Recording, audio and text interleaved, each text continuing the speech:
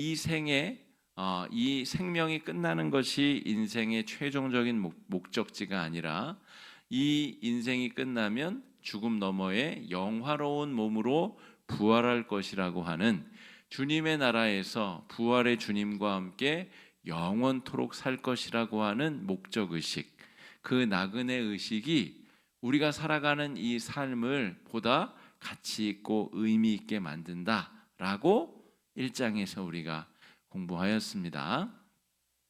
오늘 2장에서 그 전제 아래 2장 말씀을 우리가 살펴볼 텐데, 2장 말씀의 첫 번째 주제는 이것입니다. 그리스도인은 죄에 대해서는 우리가 죽었고 부활의 첫 열매가 되시는 예수님을 따라서 우리도 거듭난 존재가 되었다라고 하는 겁니다. 지난주에 우리가 1장에서 나그네 의식, 그러니까 우리가 죽어서 가게 될 천국의 목적 의식을 가지고 살아가야 되는 존재들인데, 그러기에는 우리가 죽어야 경험하게 되는 세상이잖아요. 그러니까 우리가 살아가는 이 세상에서도 어떻게 천국을 미리 가불하여 천국을 미리 당겨와서 지금 여기서 천국을 경험하고 누리며 살아갈 수 있을 것인가? 죄에 대해서는 우리가 완전히 죽었고 예수님의 보혈의 은혜로 하나님의 자녀로 거듭난 존재다.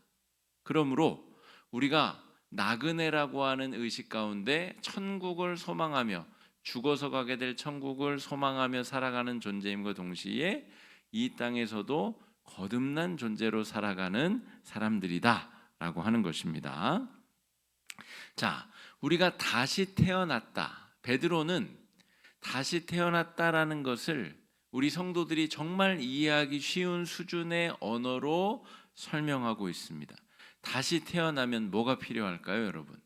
다시 태어났어요. 네, 우리 예습을 원사님 잘 해오셔가지고 2장의 그래서 이야기의 첫 부분은 우리에게 순전하고 신령한 젖이 필요하다라고 이야기하고, 이 생각해 보세요. 죄에 대해서 죽었고 다시 태어났어요. 1장 우리 마지막 부분의 표현에 의하면 베드로가 자기 의를 가지고 지금껏 열심히 잘 예수님을 따른다고 했지만 예수님이 대제사장의 뜰에서 신문을 받으실 때 완전히 무너져 내렸어요. 그리고 부활하신 예수님을 만나고 두 번째 만나서 도마가 그 옆구리에 손가락도 찔러보고 그것을 경험하고도 갈릴리 고향으로 들어가서 어부 생활로 돌아왔다는 말이에요. 자기 자신에 대해서는 완전히 자포자기, 절망, 포기, 죽음을 경험했다는 것이죠. 그리고 나서 예수님이 조반을 차려주시면서 네가 나를 사랑하느냐라고 3번을 물으시잖아요. 3번 부인했기 때문에 3번 물어보신 겁니다. 나는 그거 다 잊었다. 네가 네 의지로 나를 사랑할 수 없다는 걸 나는 너보다 더 잘 안다. 그러므로 너는 죄책감을 떨쳐버리고 이제 새롭게 부활한 존재로 성령과 더불어 부활의 증인의 삶을 살아라. 이렇게 초청해 주시는 장면이거든요. 그러니까 베드로는 이제 다시 태어난 거예요. 새롭게 태어났으므로 마치 어린아이가 젖을 먹고 육체가 자라고 마음이 자라고 이 정서와 모든 것들이 성장하는 것처럼 나도 이제 다시 태어난 존재로서 신령하고 순전한 젖이 필요한 존재다. 그걸 먹고 나는 이제 새롭게 의로운 하나님의 자녀로 복음의 증인으로 성장할 것이다. 너무너무 이해가 쉽지 않습니까? 바울과 달리 베드로의 표현은 몹시 쉽습니다. 직관적이고 이해가 쉽고 무슨 말인지 조금만 곱씹어보면 다 이해할 수 있는 그런 내용들이다 하는 거죠. 2장 2절 말씀 한번 같이 읽어보겠습니다. 시작. 갓난 아기들 같이 그로 말미암아 너희로 구원에 이르도록 자라게 하려 함이라. 잘 보세요.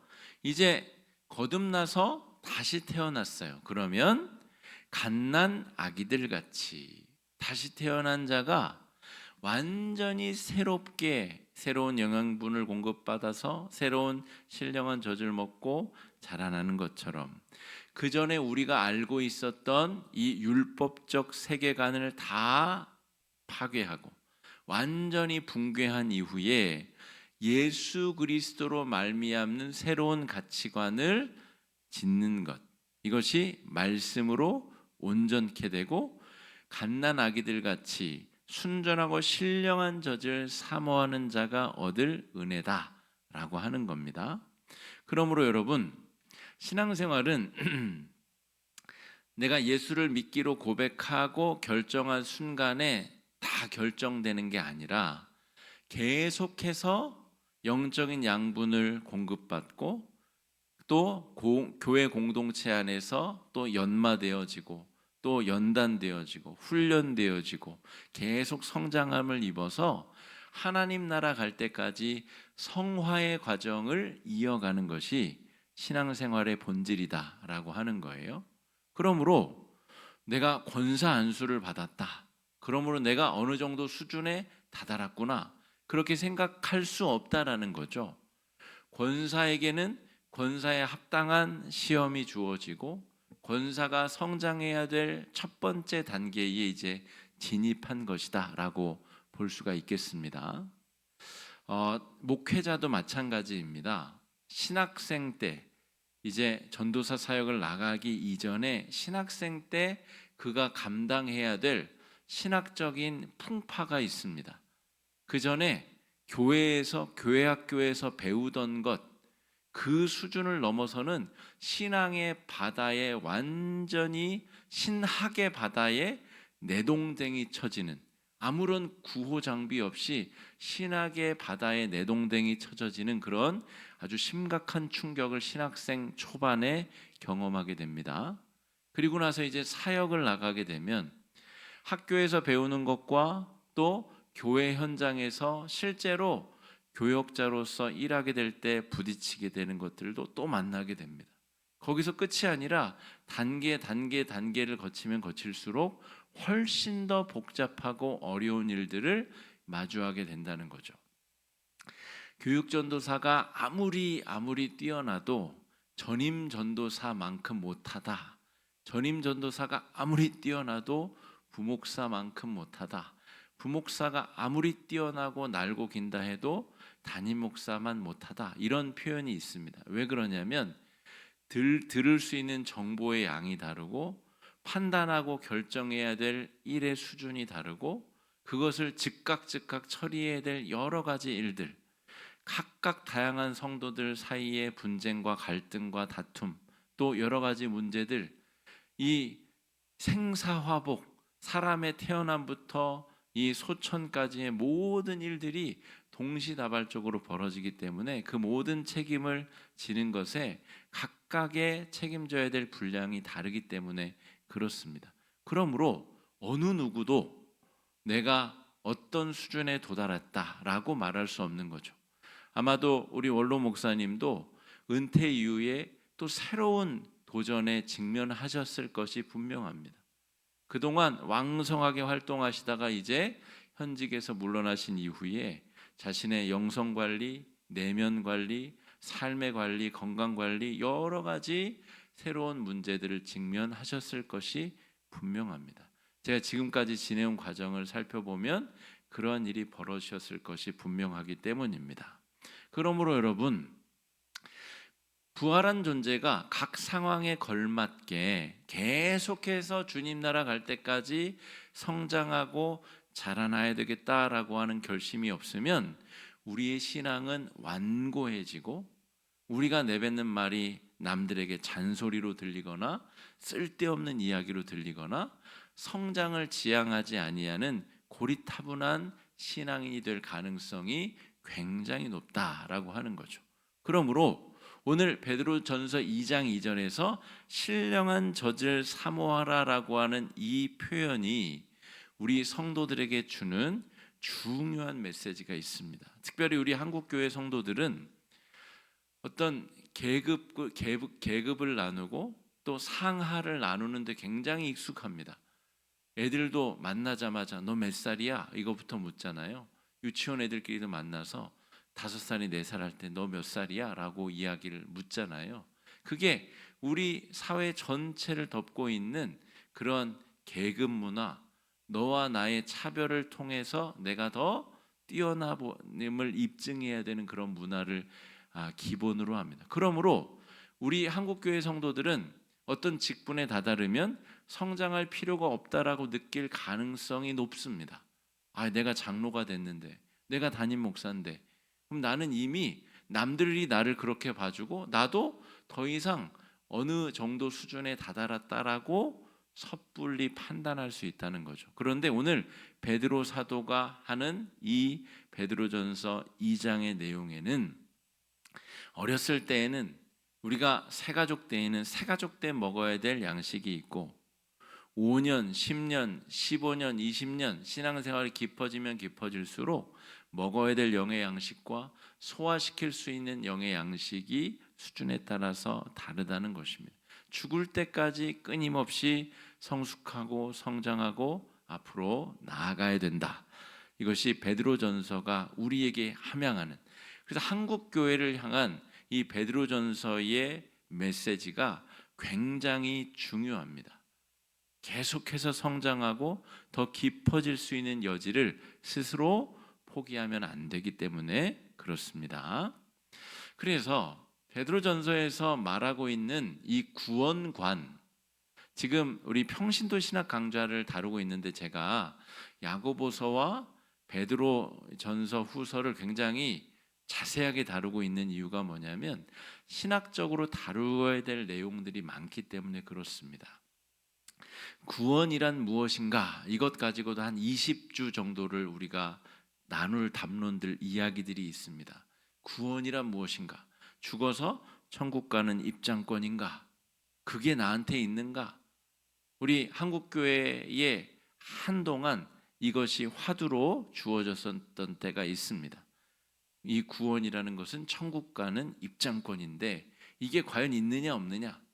구원파라고 하는 이단이 있잖아요. 저 대전 충청 중심으로 침례교에서 파생된 이단인데 그 침례교는 어떤 물에 들어갔다 나오는 개인적 경험, 이 침례교 자체가 영국에서 발생한 교단이기 때문에 자기 의지적 결단, 자기 의지적 선택, 이게 감리교와 함께 굉장히 중요한 교단이에요. 그런 특징이 있습니다. 영국에서 발생한 개신교 교단의 특징이 그래요.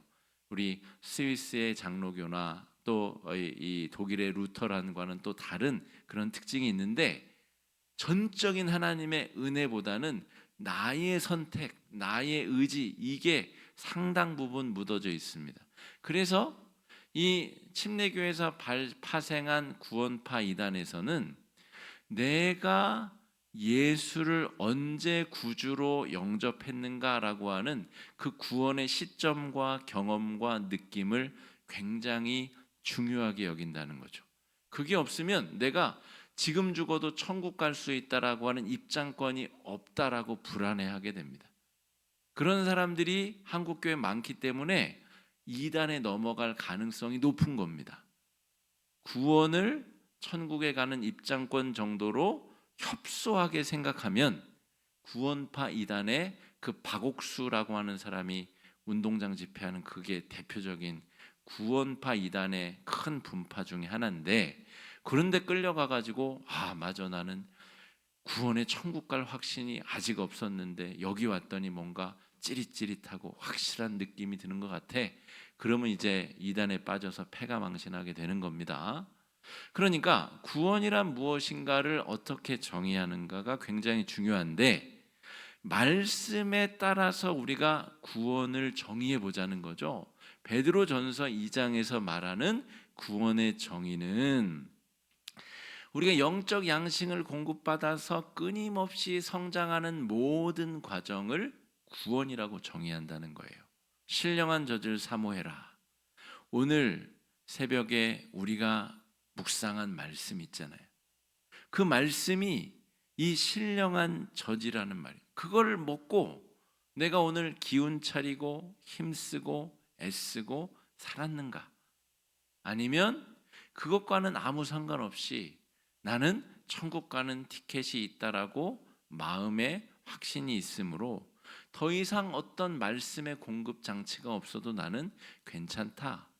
이것은 베드로에 의하면 구원에 대한 잘못된 해석을 하고 있는 것이다 라고 하는 거예요. 구원이라는 것은 예수를 믿고 우리의 기존의 가치관과 세계관이 완전히 붕괴되고, 1장에서 말한 게 그거잖아요. 모든 나의 가치관과 세계관, 당시의 베드로 사도의 입장에서는 율법적인 세계관과 율법으로 모든 것이 이루어진다고 하는 사고관이 다 무너지고 예수 그리스도의 은혜로 말미암은 새로운 세계관이 새롭게 건설이 되고, 새롭게 건설이 되는 그 새로운 육체, 새로운 영혼에는 공급되어져야 될 영적인 자양분이 필요한데, 그게 바로 우리가 매일매일 묵상하는 하나님의 말씀, 하나님의 뜻, 하나님의 의지가 우리 삶의, 우리 영혼의 양식이다라고 하는 거예요. 그걸 먹고 주님 나라 갈 때까지, 하나님께서 우리를 부르시거나 주님이 재림하시거나 그 둘 중에 하나가 임해야 우리 삶이 끝나는데, 그 삶이 끝나는 그 순간까지 계속적으로 지속적으로 성장하는 모든 과정이 구원이다라고 하는 거예요. 그러니까 오늘 새벽에 우리가 묵상한 말씀을 통해서 새로운 은혜가 경험되어지고, 회개할 제목이 발견되어지고, 감사할 제목이 발견되어지고, 간구하고 기도할 제목이 발견되어졌으면 우리는 오늘 구원을 살아간 것입니다. 구원을 연장한 것이고 구원의 삶을 살아낸 것이다.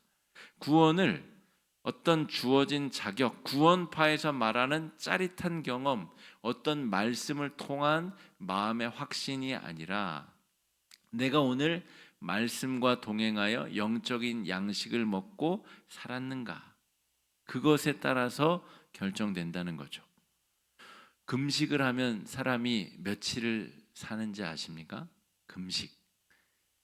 이 물을 끊는 것은 이 사흘 이상 물을 먹지 않으면 생명에 중대한 위기가 오고, 음식은 한 40일 이걸 넘어서면 어느 누구도 이제 뭐 그 이상 금식하는 분들도 계시긴 한데 신체 장기에 심각한 위해를 초래할 수 있다 그러죠. 그러니까 여러분, 내 구원 받았는데 하나님의 말씀으로부터 어떠한 영향도 공급받지 못한 채 내가 1년, 2년, 3년, 4하고 살고 있다가 안수집사도 되고 권사도 되고 장로 되고 또 목사도 되고 그렇게 산다면 정상적인 구원의 과정을 우리가 밟고 있지 못하는 것이다. 굉장히 이상한 삶을 살고 있는 것이다. 성경에서 말하는 위선적 종교 생활을 하고 있는 것이다. 이렇게 볼 수 있다라는 거죠. 자, 살아있는 돌 예수님과 연결된 건물로 성장하는 것이 우리의 영적 성장의 목표다라고 하는 거예요. 영적인 자양분을 공급받아서 내가 성장하잖아요. 그죠? 성장하는데 그냥 개인으로서 성인이 된다라고 하는 개념이 아니라, 베드로가 지금 뭐라고 설명하냐면 예수 그리스도가 건물의 모퉁이 돌이 되는데 이렇게 탁 꺾어지는 그 코너의 코너스톤, 거기에 기준 돌을 탁 받고 큼지막하고 아주 각이 잘 선 돌을 딱 기준선을 잡고 거기서부터 건물을 지어 나가는데, 우리 모두가 영적으로 자라난다는 것은 그 교회의 일원으로서 교회가 바르게 세워지고 교회가 성장하고 교회가 복음의 활동력으로 가득 차도록 교회의 일원이 되는 것이 우리의 영적 성장의 목표다라고 하는 겁니다. 여러분, 이렇게 구원을 정의해 보신 적 있으십니까? 구원을 전혀 새로운 차원에서 베드로가 정의하고 있어요. 다만 우리가 바울이 정의한 복음에 익숙해져 있는 것이 사실입니다. 이신칭의라고 하는 로마서에서 정의하고 있는 그것이 잘못됐거나 다르다는 말이 아닙니다. 바울은 이방인에게 유대교의 율법과는 전혀 상관없는 삶을 살았었던 여러 이방인들에게 복음을 명징하게 증거하기 위해서 그 이신칭의 개념을 강조했고, 오늘 우리 한국 교회의 성도들에게 더 절실하게 필요한 복음은 베드로가 말하고 있는 영적 성장으로서의 구원이라는 것입니다. 그러니까 구원은 딱 한 가지라고 말할 수 없어요. 죽어서 우리가 천국을 갈 수 있다라고 하는 확신도 구원의 여러 모습 중에 하나입니다. 그것만 구원이라고 하면 우리가 그런 막 시시덕거리는 얘기들 있잖아요. 죽기 직전에 마누라 치맛자락 붙잡고 나는 천국 갈 겁니다. 그 전까지는 내 맘대로 살 겁니다. 내가 언제 죽을지를 유념하고 있다가 내가 딱 죽기 전에 예수를 구주로 고백할 겁니다. 베드로의 사도의 베드로전서의 구원관에 의하면 그런 구원은 다 꽝입니다. 그런 구원은 존재하지도 않고 그렇게 구원받을 수도 없다라고 하는 겁니다. 반면 이렇게 말할 수 있어요. 제 후배 중에도 자기 어머니가 이제 정말 질병 때문에 암에 걸리셔서 정말 이 오늘 내일 정신이 온전했다 온전하지 못했다 그런 상황 가운데 목회자인 저를 초대해서 그 어머니에게 복음을 전해 주십시오, 세례해 주십시오, 그렇게 요청한 적이 있어요. 제가 흔쾌히 가서 복음을 전하고 세례를 베풀었습니다. 그런 경우에, 아주 제한적인 경우에 그 복음은 의미가 있습니다. 그러나 정말 평상시에 자기의 삶을 온전히 들여서 자신의 삶을 온전히 구원의 은총 가운데 나아갈 수 있는 사람이 아주 얄팍한 사고방식을 가지고 그런 식으로 구원을 해석하고 받아들여야 한다면 그 구원은 그에게 정말 1%도 영향력을 미칠 수 없다라는 것. 그래서 구원은 다면적인 여러 얼굴을 가지고 있다는 것이죠. 우리가 살아서 천국 가기 전에 구원을 경험하며 살고 있는가? 돈이 없어도 그 구원받은 기쁨으로 돌짝밭을 갈다가 금은보화가 담긴 상자를 발견한 사람의 기쁨이 우리 가운데 있는가? 그 금은보화를 가지고 내가 어떠한 의미 있는 삶을 살아갈 것인지 매일매일 가슴 벅차 있는가? 여러분 생각해 보세요. 내가 죽어서 천국 갈 수 있다라는 확신만 가지고 죽을 때까지 그 기쁨이 가득가득 넘치는 것을 유지할 수 있을까요? 불가능합니다. 아무리 좋은 것을 가져도 여러분 한 달의 기쁨을 유지하기가 어렵습니다. 새 집을 100평짜리, 제가 주일에 부잣집에 갔다 온 이야기를 드렸는데 100평짜리 집에 산다고 생각해 보십시오. 첫날에 그 집에 들어간 기쁨과 둘째 날 잠에서 깨어난 기쁨이 같을까요? 절대 같지 않습니다. 그 기쁨은 상쇄되게 되어 있고 줄어들 수밖에 없습니다. 200평 집에 사는 또 재벌 총수의 집을 부러워할 수밖에 없게 되어져 있습니다. 그러므로 내가 죽어서 천국 갈 거야, 그 구원의 한 가지 측면만 가지고 평생을 내 마음에 샘솟는 기쁨을 유지한 채 살 수 있다라고 하는 것은 허황된 망상에 불과합니다. 그 구원의 확신도 있어야 되고 내가 매일매일 구원받은 자로서의 성장하는 기쁨과 내 삶이 하나님 앞에 쓰임받는 기쁨과 영화로운 존재로 성숙하는 기쁨과 이 모든 것들이 더해지고 합쳐져서 나라고 하는 존재의 오늘 하루를 구성하게 된다는 겁니다. 제가 오늘 여러 가지 일들을 했습니다. 신방도 다녀왔고 교회 행정적인 일도 처리했고 실제로 물리적인 교회의 망가진 부분도 보수하고 몹시 바쁜 하루를 보냈는데, 야, 내가 담임 목사인데 이런 것까지 해야 돼? 그런 생각보다는 하나님 앞에 내가 이렇게 저렇게 이 모양 저 모양으로 쓰임 받는 기쁨이 훨씬 컸습니다.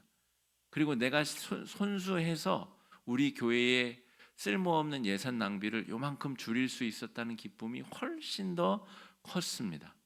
그러니까 여러분, 이걸 어떻게 남에게 합당하게 설명할 수가 있겠어요?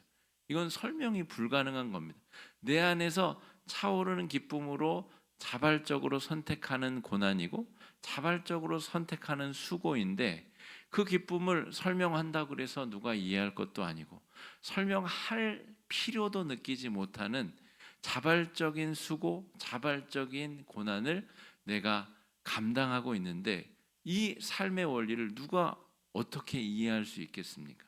그건 내 안에 살아계신 성령과 나와의 아주 끈끈하고 은밀한 비밀의 사건이고, 그걸 말미암아서 또 내일 기쁨으로 눈뜰 수 있는 에너지가 내 안에 샘솟는다는 것이죠.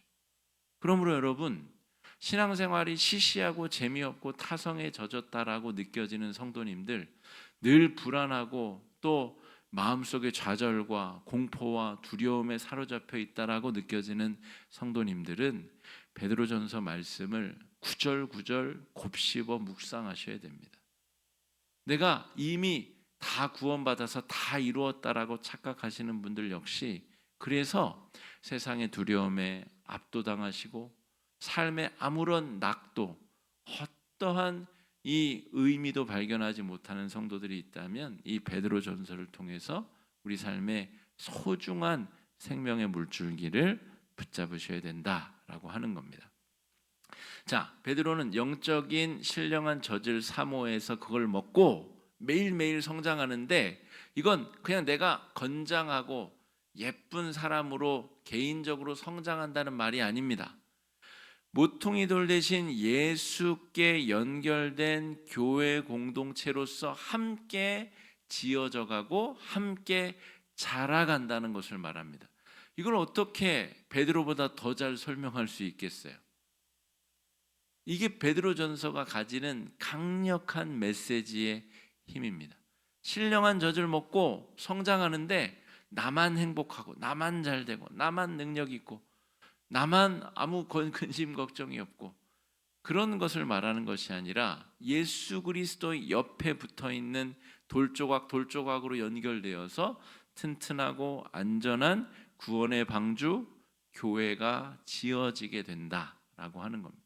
그러므로 내 마음에 안 드는 집사, 내 마음에 안 드는 권사, 늘 내 마음을 후벼 파는 어떤 사람, 그 모든 사람들이 함께 연합해서 우리가 지어져 가고 성장하고 하나의 교회로서 쓰임받게 되는 것이다 하는 것이죠.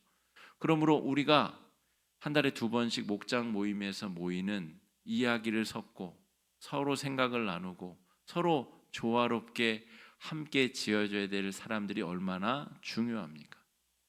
이 교회로서 우리를 부르신 하나님의 거룩한 섭리가 얼마나 중요한가라고 하는 겁니다. 자, 살아있는 돌, 이게 굉장히 중요합니다. 여기 우리 목동 이렇게 오다 보면 산돌교회라는 데가 있어요. 산돌교회, 뭐 교회 이름이 저 모양이냐? 살아있는 돌, 이 베드로전서에 나오는 개념으로 교회 이름을 지은 겁니다. 살아있는 돌 교회 하면 너무 기니까 산돌교회라고 지은 겁니다. 산돌교회가 전국에 한 수십 개는 될 거예요. 그 정도로 의미가 있고 아주 좋은 이름입니다. 예수 그리스도가 살아있는 코너스톤, 모퉁이 돌이 되셨다라고 하는 거예요. 교육관에도 보면 이렇게 머릿돌이라고 이렇게 자판기 옆에 돌 하나 있잖아요. 성경에서 말하는 모퉁이 돌은 그런 돌이 아닙니다. 건물을 이렇게 지을 때 설계자가 그 아주 중요한 양쪽으로 뻗어나가는 아주 주축이 되는 곳에 쌓는 꺾어진 돌, 양쪽으로 뻗어나가는 그 중심이 되는 기준점이 되는 돌, 이것을 이 모퉁이 돌이라고 하는데, 그 모퉁이 돌이 예수 그리스도시고, 이 돌이 죽어 있는 돌이 아니라 부활하셔서 하나님 나라 영광스러운 하나님 보좌 우편에 앉아 계신 주님께서 살아계시기 때문에, 그 산 돌을 중심으로 너와 내가 함께 손을 맞잡고 하나의 교회로 이어지고 성장하고 자라나고, 이 교회가 어디까지 자라나요? 지구 땅 끝까지, 복음이 전해져야 될 모든 곳까지 함께 전해진다는 말입니다. 제가 우리 돕고 후원하는 선교지 소식이 당도하면 제가 가급적 우리 홈페이지에 올리고 같이 소식을 나누려고 애를 쓰고 있습니다. 그런데 저 미얀마에 있는 황관중 선교사와 우리와 연결된 교회다.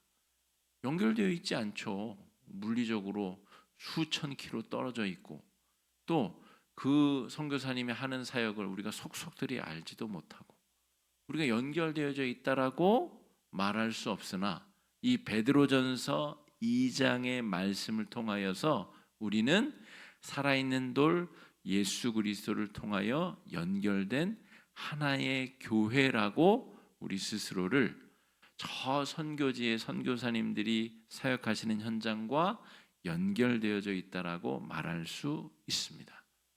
이것이 산돌로 이어져 있는 거룩한 하나님의 교회를 향한 정의입니다. 그러므로 여러분 정말 놀라운 필력 아닙니까? 이 평생 어부로 살았었던 베드로가 어떻게 이렇게 정말 멋지고 아름다운 상상력으로 필력을 발휘했을까? 베드로전후서는 어떻게 보면 이 바울의 색깔도 많이 녹아져 있는데 이 베드로 사도의 말을 대필한 자가 누가입니다.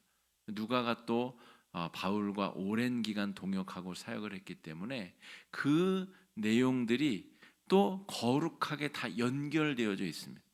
바울의 색깔은 빨간색, 베드로는 깜장색 이런 게 아니라 보라색 부분에서 만나는 이유가 두 사도의 신학도 거룩한 모퉁이돌 대신 예수님 안에서 만나고 있기 때문입니다. 그게 누가를 통해서 만나든 서로의 서신의 왕래를 통해서 만나든 함께 지어져가는 교회 공동체, 교회 안에서 너와 내가 정치적인 지지하는 정치 성향도 다르고 취미 생활도 다르고 지향하는 바도 다르고 경제적인 또 이 부의 수준도 교육 수준도 다르고 다 다르죠. 다 다른데 우리가 어떻게 하나의 교회가 될 수 있습니까? 교회 건물에 어떤 돌은 큰 돌도 들어가고 큰 돌과 큰 돌 사이에 작은 돌이 들어가야 그게 건강하고 튼튼하고 안전한 교회가 되지 않습니까? 그러므로 복음 안에 우리는 하나로 융화되고 서로가 서로를 인정하고 존중하고 사랑할 수 있어야 모퉁이돌 대신 살아있는 돌 예수님 안에서 하나로 지어지는 교회일 수 있다라고 하는 겁니다. 자, 1절 말씀, 2장 1절 말씀인데요. 읽어보겠습니다. 시작. 그러므로 모든 악독과 모든 기만과 외식과 시기와 모든 비방하는 말을 버리고, 자, 산돌의 일부인 교회 이론으로서 우리가 버려야 될 생활 습관이 있다라는 거죠. 이게 바로 이런 것인데, 아까 말씀드린 대로 너와 내가 예수 그리스도를 중심으로 하나의 교회인데, 야, 너는 나랑 너무 교육 수준이 달라. 너는 나랑 지지하는 정치적 색깔이 너무 달라. 그렇게 다 잘라내면 아마 혼자 살아야 될걸요? 혼자 예수 믿어야 될걸요? 내 마음도 아침 저녁으로 바뀌는데 누구랑 손을 잡고 누구랑 교회를 하겠습니까? 누구랑 같이 뜻을 합쳐서 거룩한 일을 도모하겠어요? 그러므로 나와 다른 그 상대방을 인정하고 그 상대방이 가진 장점이 나와 더불어서 함께 시너지를 이루어야 거룩한 교회의 아름다운 연대가 이루어질 수 있다는 겁니다. 편협함을 버리는 것이 영적 성장의 중요한 기본 자세이고 너와 내가 함께 교회를 만들어 갈 수 있는 전제 조건이다라고 하는 거죠. 그러므로 여러분, 내가 생각하는 바를 남에게 강요하지 마십시오. 너도 그렇게 생각하라고 강요하지 마십시오. 내가 더 많이 배웠고 내가 더 오래 살았으므로 너도 이렇게 살아라라고 강요하지 마십시오. 마태복음 18장에 어떤 형제가 죄악 가운데 정말 마약에 빠져 있거나 심각한 범죄 가운데 있거나 그럴 경우에는 마태복음 18장의 절차대로 처리하되 나머지 경우에 취향이 다르고 정치적인 지향점이 다르고 배운 게 다르고 김장 담그는 법이 다르고 그 모든 것들은 다 존중하고 인정하고 배려하고 내 생각이 소중한 것만큼 너의 생각이 소중함으로 강요하거나 억압하거나 그렇게 하시지 않는 것이 올바른 교회 공동체로 세워지는 길이다라고 하는 겁니다. 악독과 모든 기만과 외식과 시기와 모든 비방하는 말을 버려라. 이게 바로 구원을 성취하고 만들어 나가는 교회 공동체 성원으로서의 마음가짐이다라고 하는 겁니다. 그럼 생각보다 베드로전서가 훌륭하지 않습니까? 정말 귀하고 한국 교회에 꼭 필요한 메시지들이 들어있지 않습니까? 자, 영적 성장에 성도들이 거룩한 신령한 젖을 먹고 성정해야 될 이 두 번째 목표는 왕 같은 제사장이 되는 것입니다. 여러분, 우리 그 9절 말씀 읽어보겠습니다. 시작. 그러나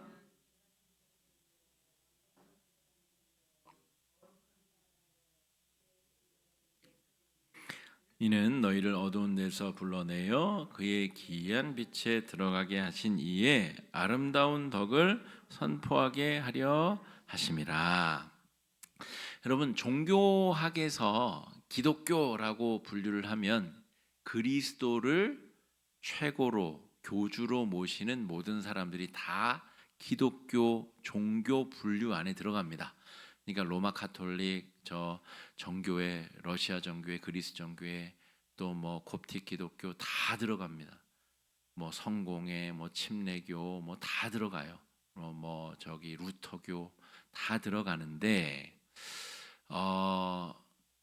예수 그리스도를 믿는 사람들 한 명 한 명이 거룩한 제사장이다, 왕 같은 제사장이다라고 하는 이 말씀을 그대로 있는 그대로 실천하고 따르는 종파는 우리 개혁교회밖에 없습니다. 제가 아는 한 그렇습니다. 우리 엔도슈작 교회 침묵이라고 하는 책이나 영화를 보시면 탄압받고 있는 일본 그리스도인들, 당시는 천주교죠.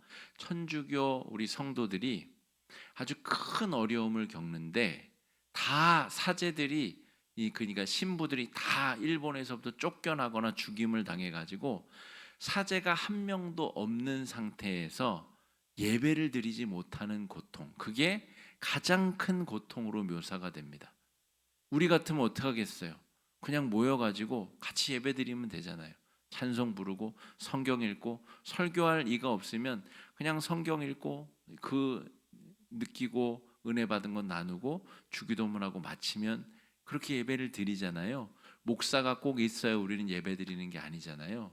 그런데 생각보다 그렇게 예수 믿는 사람들이 생각보다 적습니다.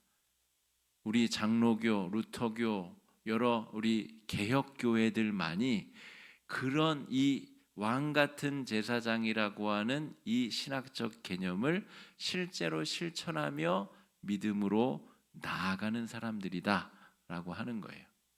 그런데 그러면 우리 공예배에도 그냥 아무나 나와서 설교하면 안 됩니까? 그러면 안 되죠. 그러다가 이제 이단도 나오고 사이비도 나오고 하기 때문에 이 교단이라는 곳에서 이 정해준 학교에서 정해진 과정을 통과한 사람들이 정해진 과정을 통해서 이제 목사 안수를 받고 훈련을 받아서 공예배의 말씀을 가르치고 예전을 집례하고 그런 자격이 주어진 것이죠. 그런 안전장치들이 주어진 것이지 본래적으로 우리 모든 성도들은 구원받은 하나님의 거룩한 왕 같은 제사장들이고 그 근거가 어디 있을까요? 여러분 마음 속에 성령께서 자리 잡고 계시고 성령께서 주인 되시기 때문에 다 성령이 내재하여 살아 계신데 이 예배를 집례하는 목사는 그들보다 더 위에 있다라고 생각하는 것은 성경적 관점이 아니라 그들의 오랜 관습 때문에 그렇습니다. 그들의 전통, 교회의 역사 때문에 그렇다는 것이죠. 우리 개혁교회는 그 모든 폐해를 타파하고 개혁하고 개선하고자 종교개혁 운동을 일으킨 사람들입니다. 그래서 개혁교회 안에서만 이 왕같은 제사장 교리가 실제적으로 이어지고 실제적으로 움직일 수 있다라고 하는 것이죠. 여러분, 우리가 거룩한 교회의 일원이자 왕같은 제사장이다. 왕같은 제사장은 직접 하나님 앞에 제사를 집전할 수 있는 사람을 말합니다. 여러분, 죄를 지으면 저를 찾아와서 죄를 고백하시나요? 그래서 제가 사하노라 주기도문 100번 외우고 주무세요. 벌을 내리고 그래야 죄가 사해집니까? 천주교에서는 그렇게 한다니까요. 미사 전에 사제가 이 고백성사 이쪽 방에 있으면 저쪽 방에 와서 제가 이런저런 죄를 지었는데, 그러면 사제가 듣고 벌을 실제로 내리고 벌을 다 감당하면 그제서야 죄를 사하기도 합니다. 그러니까 그게 성사입니다. 고백성사. 7성례 중에 하나가 이 사제가 성도의 죄를 사하는 것이 성례라는 거죠. 그러니까 천주교 성도들은 자기 스스로 죄를 고백하고 죄를 사함받을 수 있는 권한이 없어요. 이 성경이 말하는 대로 믿고 있지 않는다니까요. 우리는 우리가 죄를 지으면 참회의 기도를 스스로 드리잖아요. 스스로 고백한 죄를 하나님께서 우리를 사해 주심을 믿잖아요. 그런데 그게 대부분의 기독교 종파에서는 불가능하다는 거예요. 그러니까 우리가 믿고 있는 이 개혁신앙의 자부심을 가질 필요가 있습니다. 개혁신앙은 그냥 얻어진 것이 아니라 우리 믿음의 신앙의 선배들이 목숨을 바치고 온 열정과 신앙적 헌신과 목숨을 바쳐서 얻어낸 귀한 신앙의 이 말씀대로 살아가는 보루다라고 하는 겁니다. 이렇게 된 사람들은 남다른 가치관을 가지고 삶을 지향해야 된다라고 하는 것인데요. 12절 말씀 읽어보겠습니다. 시작. 너희가 이방인 중에서 행실을 선하게 가져 너희를 악행한다고 비방하는 자들로 하여금 너희 선한 일을 보고 오시는 날에 하나님께 영광을 돌리게 하려 함이라. 그러니까 너희의 선한 행실로 말미암아 다른 사람들에게 변화를 촉발해라라고 하는 거예요. 이게 바로 왕 같은 제사장이 선택해야 될 삶의 내용이라는 겁니다. 이걸 또 오해하시는 분들이 있어요. 그러니까 남을 보여줘서 구원 얻게 하려고 막 일부러 내면에 기쁨도 없는데 기쁜 척, 또 좋은 척, 그냥 그렇게 외식적인 신앙으로 착각하시는 분들이 있습니다. 그런데 그건 그것이 아니라 베드로의 표현에 의하면 은혜로 구원받은 자에게는 은혜로 말미암는 엄청난 에너지가 샘솟는다는 거예요. 그것은 죄의 종으로부터 벗어난 자유고 우리에게 주어진 은혜로 주어지는 놀라운 에너지인데, 이것을 그 에너지를 가지고 자기 십자가를 짊어지는 결정을 할 수 있다는 거예요.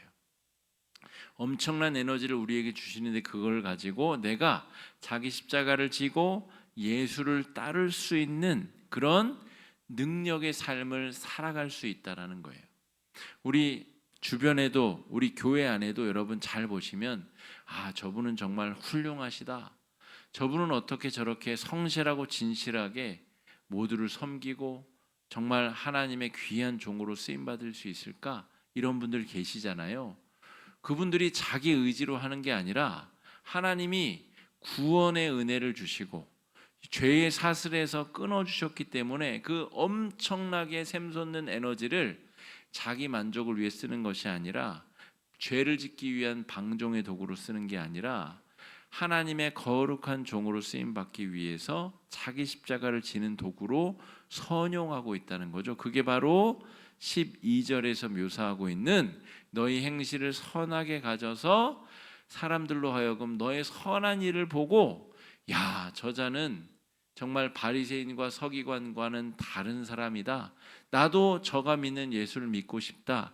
이렇게 할 수 있다라는 것입니다. 자, 16절 17절 한번 읽어보겠습니다. 시작. 너희는 자유가 있으나 그 자유로 악을 가리는 데 쓰지 말고 오직 하나님의 종과 같이 하라.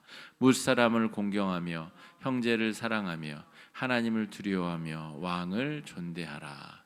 그러니까 여러분, 예수 믿고 나는 남들보다 좀 더 부자가 됐어요. 이게 얼마나 유치한 신앙 고백인지 이제 아시겠습니까? 내가 예수 믿고 남들이 다 떨어질 때 우리 자식만 합격했어요. 너무너무 유치한 신앙 고백 간증입니다, 여러분. 베드로가 말하는 것은 그 정도 수준을 말하는 게 아닙니다. 우리가 예수 믿고 받는 복은 남들보다 더 잘 되는 기복주의적인 그런 축복을 말하는 게 절대 아닙니다. 얼마나 유치한 신앙 고백입니까? 내가 예수 믿어서 이만큼 잘 됐어요. 그러니까 당신도 예수 믿으세요. 얼마나 유치한 이야기입니까?